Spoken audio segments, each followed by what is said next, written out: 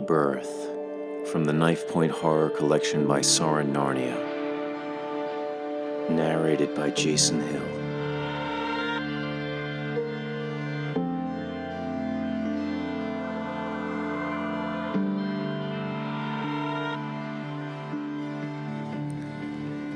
My name is Christian Barrett. For the past 2 years, I've put out monthly episodes of a video podcast called Creaky Footsteps, a casual tour of various supposedly haunted houses in my general geographical area, that is, the eastern part of South Carolina. It's consisted of little more than me shooting some footage of an abandoned house somewhere and narrating it with text based on dubious local legends, some of which I must admit I created myself to bolster my content. I began to get more and more subscribers over the course of the podcast, though I was never more than a one-man operation. For the second anniversary episode, I decided to try something a little more ambitious. Last Friday night, I got off work at my small IT company in Charleston. After grabbing a quick dinner, I started driving north. In 90 minutes, I had crossed the state line. Another 2 hours passed and I had entered North Carolina. I was in an area I had never been to and I was wholly unfamiliar with. My destination was the town of Lenoir on Oslo Bay. The town was considered the shame of Pamlico County, if not the state itself. It was apparently a suffering backwater, connected to civilization only by rural Route 78 called Loon's Neck Road. Once, long ago, it had received cargo boats at its rundown docks, but that stopped in the 70s. The town had less than 1,000 people left, and in fact it had become the largest incorporated area with the fewest citizens in all of North Carolina. Every part of it had fallen into neglect, judging from the few photos I had seen. Not helping matters was a book published by some hack in the late 90s called The Town with Many Eyes, a collection of allegedly true campfire tales describing all sorts of supernatural upheaval to the place. I'd never read it. It was only because the town had developed such a reputation, in fact, that I had refrained for so long from doing some sort of episode of the podcast there. It almost seemed too obvious. I was only 30 minutes away from Lenoir, and I'd begun to look for signs of Loon's Neck Road when my cell phone rang on the seat beside me. When I said hello, I was greeted by a voice I didn't recognize. A man introduced himself as Vincent Muehlbeck, a historian. He didn't know me, and he had heard I put out a show about haunted places. He'd seen on my website that my next episode to be released 2 days from now was going to be about Lenoir. I confirmed this information, a little confused about how he had gotten my personal phone number, but it didn't occur to me then just to ask. This man, Vincent Muehlbeck, spoke to me very plainly and directly in a flat and entirely emotionless voice. He asked me to please not go to Lenoir. Not at all. It could be very dangerous for me. His tone was so serious I almost laughed. It was so disorienting.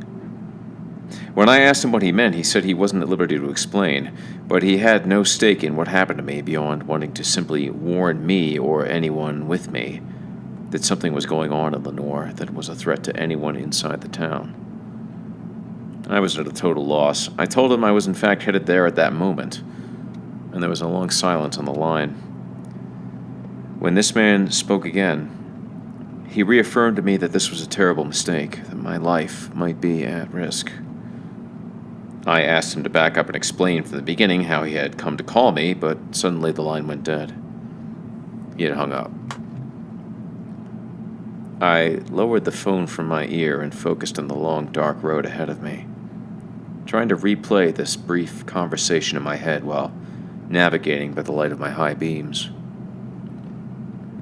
The area was growing hilly, and there were still some patches of snow and ice on the road from a light dusting the night before. At last, I felt I had to simply slow down to about 30 miles per hour just to process everything more easily. There had been a certain familiarity to Muehlbeck's name, something about the way he spoke. If he was a nutcase, he was completely convincing. I wish there had been some inkling of hysteria in his voice, but there had been none. I stopped for gas at a place called Morton's and walked to the edge of the tarmac to clear my head. I checked Muleback's number and dialed it again. The connection was terrible, but there was no answer anyway. To make myself feel better, I then walked up to the cashier's window and asked the man for directions to Lenoir, which I didn't really need. I just wanted to know if he'd come out with some superstitious nonsense. He didn't. I asked him specifically if he'd ever heard anything strange about the place. He had not. I got back in my car and drove on. Very soon I saw the first mention of Lenoir. The word was printed alone on a small brown metallic sign. It said only how many miles away it was. Steering with one hand again, I placed a call to my wife. She picked up on the first ring. I asked her if she had given my name to someone named Vincent Mulebeck. She said no. So I asked her to do a quick search on the internet for him. She would have to call me back a little later. She was visiting relatives in New York, and when I told her where I was headed, she surprised me by telling me she was worried. She'd read some things about Lenoir in the past and wasn't crazy about the idea of me going there alone at night with a video camera. I told her it was fine. I was on Loon's Neck Road in the next 20 minutes. It truly was a seemingly endless country drive, bending away from the ocean with nothing but depleted fields and marshlands on either side. No car seemed to come from the other direction, and there was no one behind me. A sign even smaller than the first one I'd seen let me know I had reached my destination. Again, it was just that one word, Lenoir. I entered in the town's south side, which looked like it had once housed the industrial district. There was a collection of decaying brick buildings, most of them unmarked. A couple with signs that looked like they were at least 50 or 60 years old. Only one street light in 3 was working. Not having any specific map of the town, I cruised slowly east towards Onslow Bay, which I reached in about 5 minutes. 2 piers jutted out into a narrow part of the bay. There were no boats in sight. I couldn't tell if a single one had been there recently. It certainly didn't look like it. I bypassed Lenoir's main street, which was the usual collection of shuttered shops, and got into the more residential part of town. I went past something called Bill Williams Elementary School, and there was a stretch of cheap row houses that went for more than a mile. I started to worry that I hadn't planned enough, and that the building I was looking for would take me forever to find, but I lucked across it soon enough. Off Tower View Road, there was Mason, and it dead-ended at St. Anesius Church. This place was the main reason I had come to Lenoir. I parked on the side of the road in my choice of spots, since there was nothing near the church but an empty field and some cracked tennis courts surrounded by a chain-link fence. I took my camera and my heavy-duty flashlight and got out of the car into the cold. Looking around me, I saw no one. And it occurred to me I hadn't seen a single soul in the streets since I'd gotten there. 2 cars had driven past me, and that was it. This was on a Friday night, a little past 11:30. The church was dark, not a single light visible from the outside. But that was expected, since the place was shut down years before. I walked up the steps to the front doors, expecting them to be locked. But they weren't. I looked briefly behind me to see if anyone was watching. Of course there was no one. I pushed the right-hand door inward just a bit.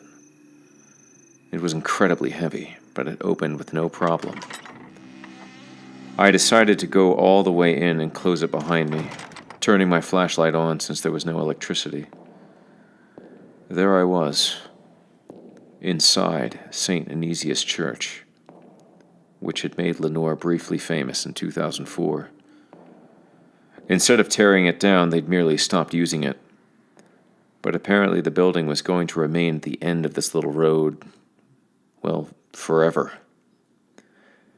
Half of the pews had been ripped out. Exactly half. Just the ones on the left side. There was no longer any altar, and no adornments of any kind.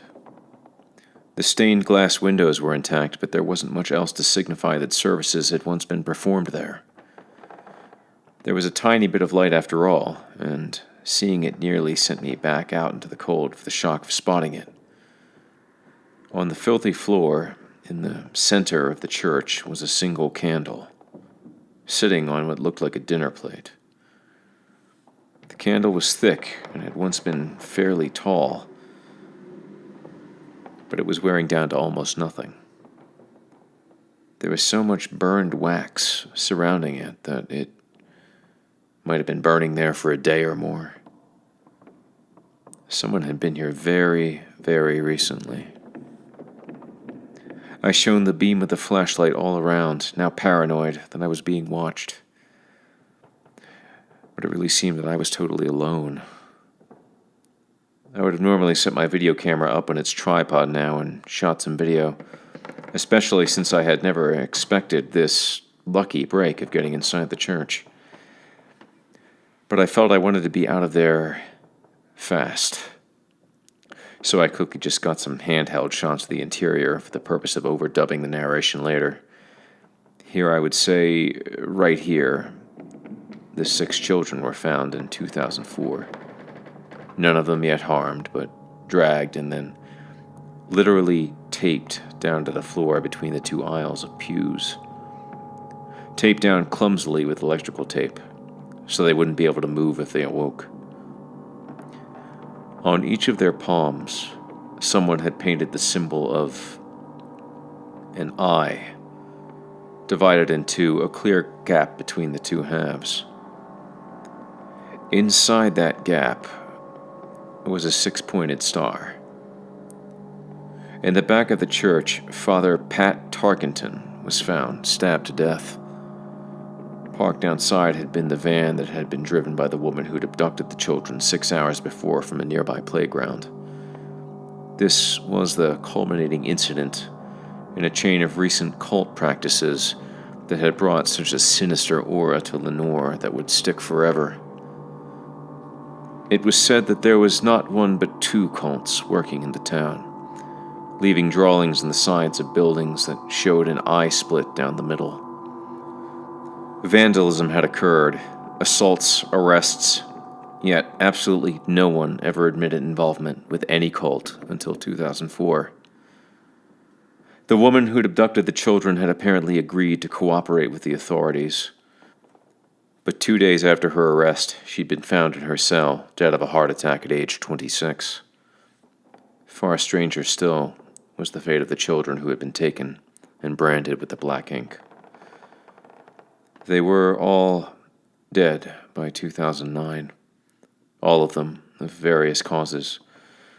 2 car accidents, 2 cases of leukemia, and a brother and sister both dead in a fire. And so Lenoir, already a place people didn't like to talk about, was branded a cult town. Its population had dropped 50% in 10 years. There was just enough information about what had happened to give rise to endless speculation and not anywhere near enough facts to really know what was going on here, if anything was going on at all. I got my footage of the interior of St. Anesius Church and turned to leave. I shone the flashlight against the doors and saw what had been painted on them in letters 4 feet high. It was a date. 12/19/2010. This was today's date. Wanting to be out of there right now, I opened the doors a crack to peer out onto the street. The moment I was sure no one was out there, I left the church, moving briskly down the steps. I didn't feel safe again until I was inside my car. I forced a little laugh out just to make myself feel, well, ridiculous for locking the door. I started the car right up and pulled away from the curb. I was not leaving, not just yet. I didn't want to leave until I had a little more footage of the town, and after I had confirmed that the rumors about Lenoir's lack of cell phone reception were completely true, I had to take care of one last thing. I drove past the tiny post office and spotted a payphone beside it. I parked again and I called my wife. She seemed very relieved to hear from me. She said the reason the name Vincent Muehlbeck had sounded familiar to me was because it was connected to the case of Ralph Broglie. Ralph Broglie had been a prisoner in a maximum security prison in Montreal and died during an apparent botched exorcism. Vincent Muehlbeck, who was now a wanted man in Canada, had been the name of a man who'd hired the pair of exorcists who'd accidentally or otherwise drowned Broglie in an empty part of the prison after they'd been smuggled into the building somehow. I had no choice but to tell my wife that, yes, if it was the same Vincent Muehlbeck, I had spoken to him that night. But I wouldn't give her the details. I assured her I was leaving Lenoir on my own way back home and that nothing out of the ordinary had happened here. I'd explain everything later. Back in the car, I cruised slowly down toward the north side of town, pointing the camera through the windshield as I drove just to get whatever very rough shots I could. I wasn't going to have the fortitude to do my usual 2 or 3 remotes here. I would come back later, maybe during the day with a friend, but most likely my adventure in Lenoir tonight was over. Still, I saw no one on the streets until in the north part of town, which was entirely residential. I could make out 2 people running across the road ahead of me, far in the distance, from one side of the street to the other and then out of sight. About 2 minutes later, a car came in the other direction, and it visibly slowed as it approached me. I actually sped up, very, very unnerved. I glanced to my left as I passed the car, but I couldn't see inside it. When I saw that it had stopped completely, I took an immediate right turn and sped up. The car did not follow. Another left took me into a more wooded area. I didn't want to turn around, so I kept going. I did realize I could easily get lost, but I wanted to get away from that car. I tried taking one more right and found myself in a very quiet part of town, all single-story houses and a private school. A cemetery came up on my left, or more accurately, a gravel path that led back into it. I assumed this was Crown Point Cemetery, a photo of which adorned the cover of The Town with Many Eyes. It was the one story in the book I was familiar with, having read it on some website. This one actually had a little validity to it, since there were newspaper sources to back it up. I turned into the cemetery, which had no gate. I bumped along the gravel very slowly, going past wildly uneven rows of very, very old tombstones, some probably dating back to the Revolutionary War. The cemetery would have been quite ugly during the day, and was more so at night, pockmarked with random rises and depressions, scraggly weeds, unkempt grass. The path went back about 1/4 of a mile and stopped abruptly. The tombstone I wanted to look at was reportedly taller than all the others, otherwise I would have never found it. It was set about 20 feet off the path. There was nothing really remarkable about its design, only supposedly its inscription. I stopped the car in the middle of the path and killed the headlights. I grabbed my flashlight and my camera again, and I got out. I felt confident no one was around. This particular tombstone belonged to a man named Curtis Palliser, the man who had founded Lenoir. As soon as the beam of my flashlight fell across the front of the stone, I saw that in this one case, legend was actually truth. I read the inscription twice before I took some shots of it for the episode, keeping in mind that Palliser had been an importer of impeccable reputation during his life, with not a single whisper of wrongdoing. This is what I read on that stone. God pity his soul, and forgive him for his wretched deeds, and let men be watchful that he does not stir, from his slumber beside the beast. Born 1780, died 1867. And that was all. Palliser's original tombstone had been secretly replaced by persons unknown sometime in the 7th winter after his death. And there, for some reason, this one had stayed. Since then, no one had uncovered a single plausible story from the past to bring shame to his name. Not a one. Yet there was this inscription, and no protest enough from anyone to remove it after all these years. A couple of snow flurries landed on my head as I hiked out of the cemetery. Back inside the car, I tried to find a weather report, but every station seemed to be speaking from under a blanket of static, so I gave up. I snaked down a road where more working-class houses stood. There was one whose front door was wide open, leading into total darkness, and one where a Doberman pincer stalked across the lawn slowly, tracking my car until I was out of sight. I turned onto Kingman Street. My headlights picked up something out in the road ahead. It was a human body. I pulled over, leaving the engine running, and I ran out. I knew the man was dead. The trail of dark blood that ran from him flowed all the way to the side of the road. He lay face down on the pavement. I turned him over and saw that he had been brutally stabbed at least a dozen times through his sweatshirt. He was about 50 years old, his eyes open and staring. Kingman was an unusually dark road. Houses were on each side. I let the man go and ran toward the first one I saw. There was a single light on inside, a feeble one, so I knocked on the door several times, trying not to make it too forceful lest I scare the people in there. There was no answer. The windows on the lower floor were just too high for me to see into.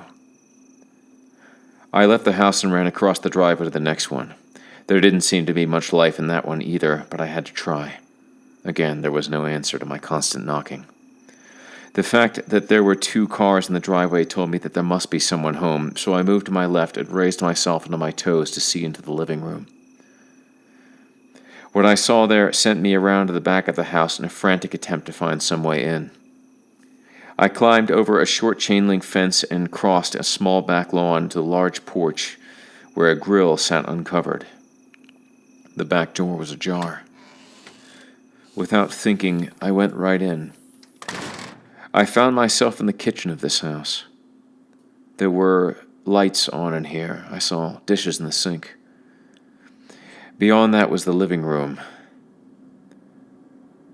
and another body. It was a woman sitting in a rocking chair. On the TV set in the corner, the DVD menu for a documentary about the Civil War played on and on. The woman had no visible wounds, but I have never seen a look of terror like I saw on her face, which had gone almost utterly white.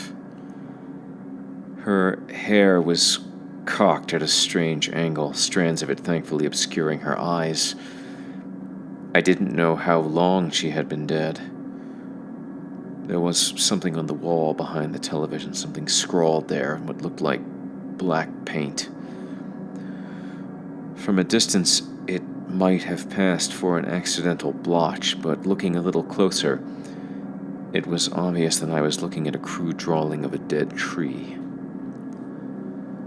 It was meant to be little more than a silhouette. It stretched from about chest level across all the way to the ceiling.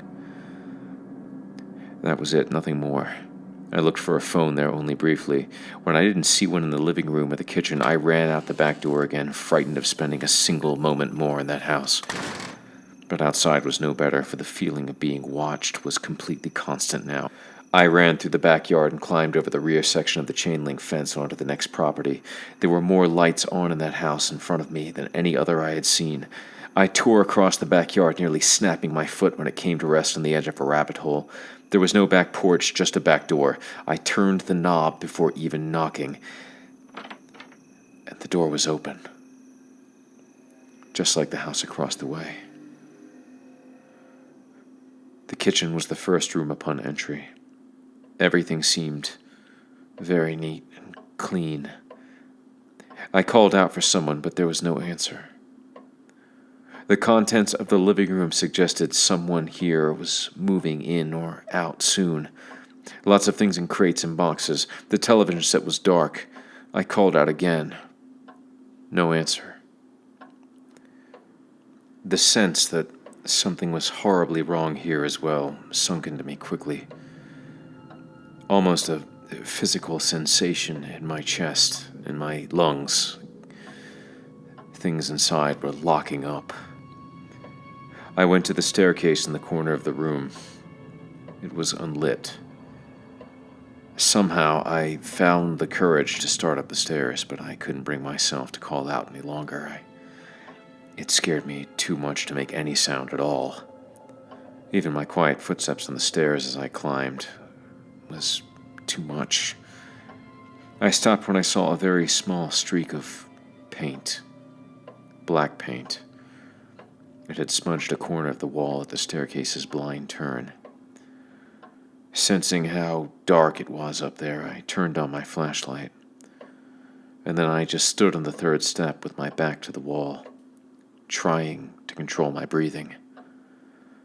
For at least a full minute.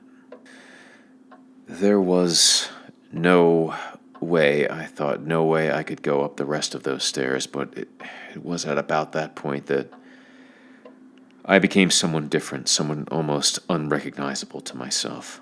Some bizarre, primal need to see what was up there completely took over, despite all my common sense to the contrary. It was almost like an out-of-body experience. The belief that I was so close to death, my own death, actually pushed me closer towards it. I turned the blind corner, and there were 6 more steps ahead of me. I had to use the flashlight to see. The beam shone up into the hallway above, and before I even took one more step, it caught a bare human foot just beyond the top one. The rest of the body was hidden from view behind the near wall. When I got to the top of the staircase, the rest of the image came into view. It was a woman, lying face down.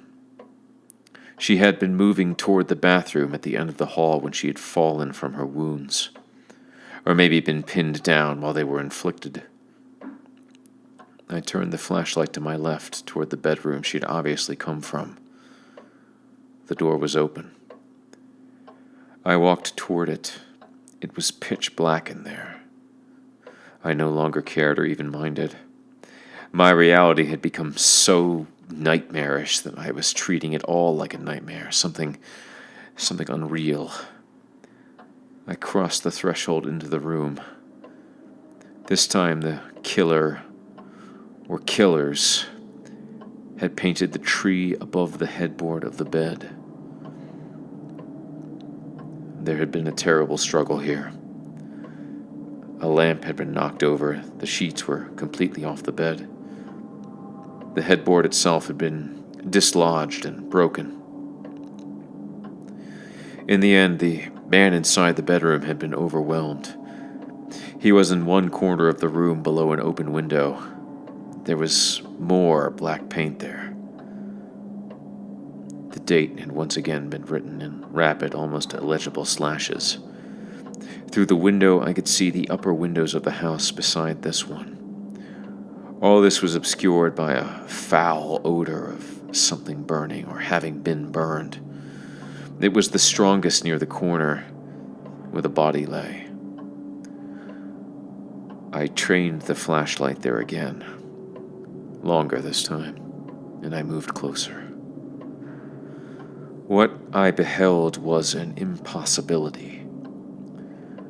The dead man's skin had been charred black from head to toe, including his hands and his bare feet. But his clothing was not even partially singed. He wore a Tennessee Titans sweatshirt and gray sweatpants. None of it was damaged. Yet he himself had been utterly immolated. No stab wounds either. Only some freakish burning. Something else. He'd been holding something in his right hand when he died, still clutching it tightly. It was a knife, but one unlike any I had ever seen. Double-bladed, almost as if the blades were fangs, and thick, 8 inches or more in length, with a wooden, carefully carved handle. I supposed he had meant to use it, but never got the chance. I did not even run out of the house. I went down the stairs with one more glance at the dead woman and walked out the front door as if I lived there, and I crouched on the lawn and looked off at the body that was still lying in the middle of the road. I wanted to lie down in the grass and close my eyes and never wake up. But I forced myself back on my feet and toward the road. My car was still idling, I saw. I had left it running all this time. No one had taken it. No one had touched it. I was truly alone after all. I got in and threw the car into reverse. I turned completely around and started driving back the way I had come. But my mind had no conception of where I really was. I couldn't focus at all. I was driving blind, forgetting completely the turns I had made to get here. I just drove and drove. On the fronts of the 2 consecutive houses on Windbale Lane, images of the tree had been scrawled. It slowly came to me in little pieces, the rumor and gossip I hadn't processed correctly before. The 2 cults the newspapers used to claim, not only were they not aligned, but they were actively at war with one another. All nonsense, all of it, none of it proven, none of it understood. The sort of urban legend that took hold in a quiet town and eventually died. I finally saw a real living being in Lenoir well past midnight. One street over from the Silent Bay, someone was sitting on a swing in a children's playground beside a daycare center. At first, I just saw a shape and then the outlines of the face under the glow of a weak nearby streetlight. I pulled the car over to the curb and killed the engine. The person sitting on the swing didn't even look at me, didn't even look in my direction. I got out of the car and just stood for a moment, 50 feet or so away from the playground. The man and I, for I could see now it was a man, looked at each other. I finally dared to approach him, crossing the sidewalk and moving past a jungle gym. I told him I needed some help. He looked at me blankly, not responding. As I walked towards him, he was a man of middle age, well-dressed. I barely heard him ask me in a low voice if I was Christian Barrett. I stopped. When I asked him if he was Vincent Mulebeck, he nodded slowly. I asked him what had happened here. I'm now trying to remember his words to the best of my ability. To my first question, his response was only that Palliser's children had lost, and that tonight the tree would live again. To my question about whether he had called the police and if someone was coming to help, he merely shook his head and said it did not matter now. I didn't know what to ask next. Before I could venture another word, he stood up from the swing and advised me to not get back in my car, that it was best to not be seen. He said it would all be over soon enough, but I might be able to make it out of town if I wasn't seen. To this he added he was sorry. He had been too late in coming here. Then he lifted his right hand to his mouth. He put something in, something very small, and swallowed it. A second later, he collapsed where he stood all at once, as if he had been shot. He emitted a sick cough when he struck the ground. His left leg pounded again and again on the patch of dirt in front of the swing that had been worn away from the impact of so many children's feet. His body twisted as if something were climbing up his spine, and he were trying to shake it off, and then suddenly he lay still, dead, on the ground before me. I did not touch him. I did not try to revive him. I just knew it would be useless. My decision as to where to go next was made for me when I looked down the street. In the pool of yellow light thrown by a street lamp 100 yards away, I saw two dark figures running in my direction. One of them was holding some long, thin object in his right hand. There was not enough time to make it back to my car, so I turned and ran across the playground into the darkness towards the empty ball field behind it. I made it far farther than I thought I could. When my lungs felt like they were going to seize up in the cold, sheer adrenaline took me forward. At no point as I ran across the faded baseball diamond into the woods at the end of the field did I look behind me. Only when I tripped over a heavy stone and slammed into the ground did I stop, roll over, and look through the trees at the stretch I had crossed. There was no one there. They had given up. Once again, I was alone in Lenoir. This time I was in a place where no one could see me, and that's where I wanted to stay. I lay on the ground, my face pressed into the frost, for a couple of minutes. Then I got to my feet and headed deeper into the woods that bordered the bay. I wasn't sure where I was walking. It didn't seem to matter. I was just enough to be off the streets, out of sight. My mind was working well enough to check my cell phone once again in a futile attempt to hope to get a signal. Again, there was nothing. I didn't have my flashlight with me, and the woods were thick, even in the middle of winter. I stumbled forward, trying to keep my mind blank. My night vision brought everything more and more into focus. The stars were perfectly clear above me. They shone enough light that I could make little things out, initials carved onto a fallen log, an empty soda bottle lying beside a stick shaped like a W. These were the things around me when there came a sound that stopped me cold. The wind had just risen unexpectedly, colder than ever before, when I heard a low moaning that seemed to be coming from ahead and behind. This moaning became something more within seconds. It was as if the earth itself was crying out in pain. It rose and rose, and I looked all around me desperately. Another layer of sound emerged, something I can only describe as a voice, because there was no other way to describe it. Low, angry, bellowing one unending cry of rage.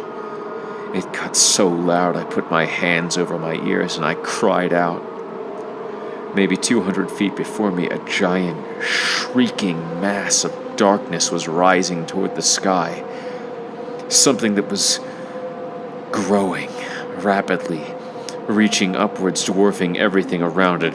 It was a tree, 10 times wider than any other in the woods, and sprouting 1,000 branches, sprung up from nothing. As I stood there, screaming, the sound of its rage crushing whatever I could summon, the tree began to shake as it grew and grew and grew, those long branches waving and cracking violently. I remember a bright star suddenly disappearing as the tree's upper reaches blotched it out, so high now that within a minute it would scrape the clouds. I felt blood come out of my ears and trickle down each cheek as my eardrums burst. The monstrous branches lashed out, and I saw several of them snapping off with the force of its deafening quaking, falling to the ground below, like people hurling themselves off a high ledge to their deaths. The unearthly roar must have traveled for miles. I felt it seize my spine, and I collapsed to the ground, certain I would be dead in moments. The tree began to bend to the left and right as if it were trying to rip itself free of the ground. I saw a branch the height of a low airplane descend towards me, striking the trees that protected me, and snapping in 3 pieces before falling out of sight. Then, only about 50 feet off the ground, the most awful sight of all. Clinging to the tree that wrenched itself in all directions as if buffeted by a windstorm, were creatures, human-like creatures that proved to be actual humans, naked and streaked with filth. They were attempting to slither down the tree towards the ground. They were all over the tree, climbing downwards in fits and starts as they could manage, reaching out and grasping the bark with pale hands adhered to the trunk somehow. Even so, among the dozens of bestial humans born from the tree, I saw 3 or 4 of them flung off, losing their grip and falling into the darkness. One fell from a height so vast it appeared in the sky, tumbling towards as if from nowhere. I was on my knees, my hands clawing my face, my lungs stripped from shrieking, when everything went mercifully black. The last thing I felt was a single leaf blown by the wind striking the corner of my mouth. Such a minute detail tells me how real it all truly was. So that now, as I sit in the basement of my house writing this down, I have confidence that I am not utterly insane. They found me on the side of Loon's Neck Road, 2 miles outside of Lenoir. I spent a day in the hospital recovering from my injuries, telling no one my story until it was forced out of me by the police. I am still considered a prime suspect in the Lenoir murders. There were in all 14 people killed, an alert reporter discovering that all of them were descendants of Curtis Palliser. The killings were obviously the work of many, of whom they think I may have even been the leader. I told them everything except what happened in the woods. I don't think they even believed me when I told them that Vincent Mulebeck had committed suicide. The memory of his face when he took that pill is what most makes me believe that whatever happens to me is immaterial. The world itself may end soon enough for all I know. Something has been released. A seed has grown. There may be no monstrous things in the woods visible to the human eye, but that doesn't mean anything. The truth was there with what Mulebeck did. Or maybe it'll just be Lenoir that's stricken. That's something to hope for. Though when I wake up from my nightmares, it feels more likely that winter won't ever be leaving any of us. Not anymore.